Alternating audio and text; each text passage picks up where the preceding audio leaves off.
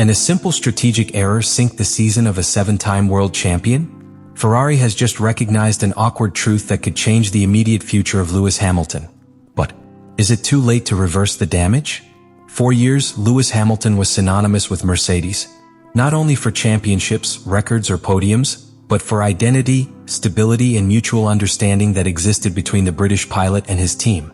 It was a symbiotic, almost perfect relationship, where each piece was designed to maximize its talent. Changing that formula seemed unthinkable, until it happened.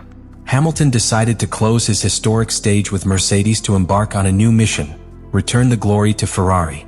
This movement was not simply a signing. It was a declaration of intentions, a drastic turn in the narrative of modern Formula One. Hamilton, the most laureate pilot in the hybrid era, joined the most emblematic team of motoring with a single goal: to win again. But what seemed like the beginning of a rewritten legend quickly became a story full of obstacles. And this is where everything takes an unexpected turn. Frédéric Vasseur, Ferrari team leader, broke with the tradition of habitual secrecy in Maranello. In an interview without filters, he offered a confession as sincere as devastating. He acknowledged that both he and Hamilton underestimated the challenge involved in this change. He said it bluntly. Both believed that the transition would be natural, even simple. But the reality was another. The words that Vasseur used were not calculated. He didn't look for excuses. It did not blame external factors. He said, "Stupidly, we underestimate the change."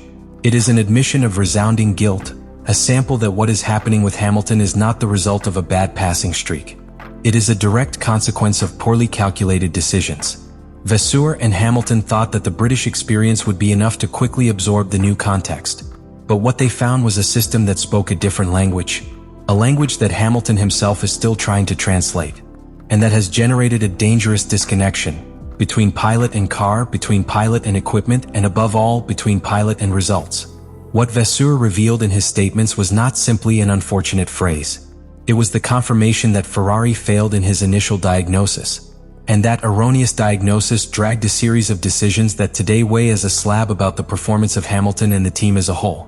Because when it is assumed that a pilot with 2 decades of experience can be acclimatized to a completely new environment without specific support, it falls into a very dangerous trap: the illusion of the pilot automatically adaptable.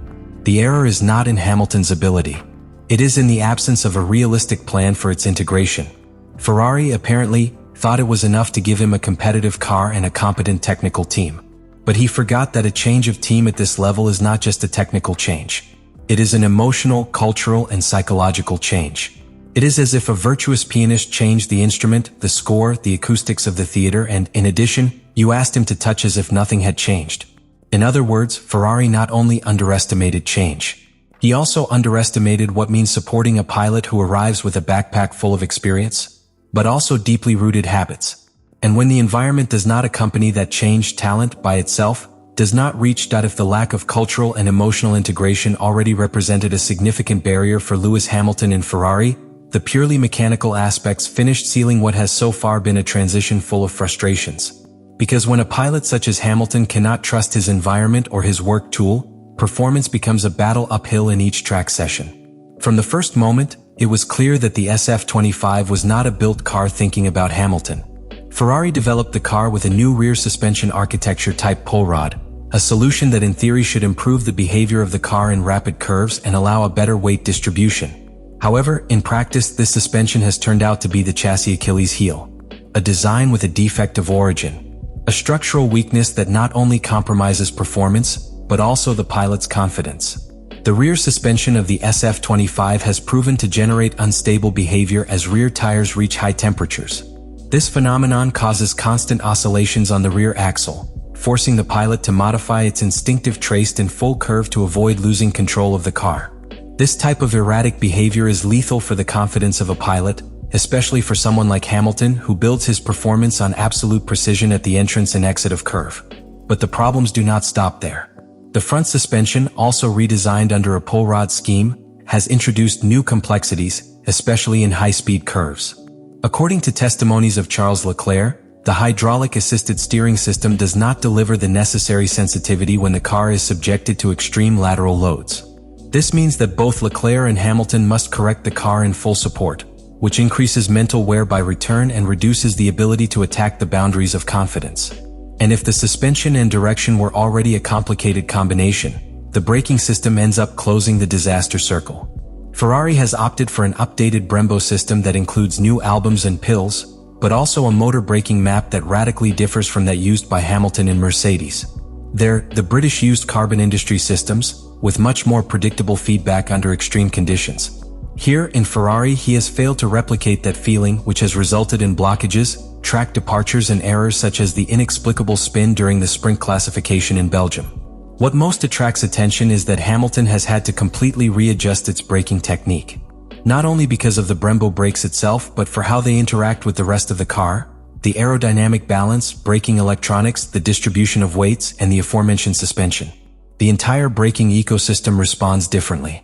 And when a pilot does not know exactly how the car is going to react by pressing the left pedal, he loses thousands by return and confidence for career. The set of all these problems creates a dangerous cocktail. We are not simply talking about an ongoing adaptation, but about a constant fight against a car that is not designed to enhance Hamilton's virtues. Ferrari has created a car with a specific DNA, but has not done the job of adjusting it to the needs of its new leader. And that has direct consequences in points, positions, and results. What should have been an unstoppable alliance between talent and machinery has become a permanent disagreement. Hamilton cannot exploit his natural aggressiveness because SF25 does not give him the security to do so. And Ferrari has failed to generate the technical responses that allow him to feel an integral part of the car. In Formula One, adaptation time exists, but has an expiration date. And when the technical base does not accompany, not even the most successful pilot in history can reverse the situation alone. The question that floats in the paddock and among the millions of fans of Formula One is as clear as disturbing. What can Ferrari do to save the situation? What paths are left when the most important signing of the decade faces a technical, cultural, and strategic wall that threatens to silence its impact? The public admission of error by Frédéric Vasseur was an important first step. Recognize that they underestimated the magnitude of the change opens the door to a restructuring. But recognizing the problem does not solve it.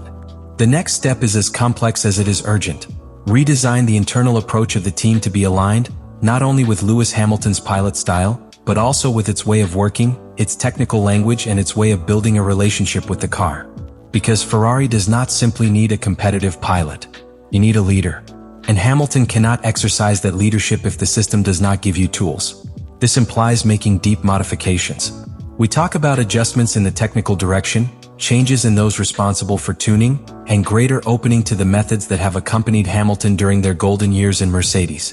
This may mean bringing engineers who understand their language, adopting more flexible development methodologies, or even redesigning the simulator program to align it with their needs.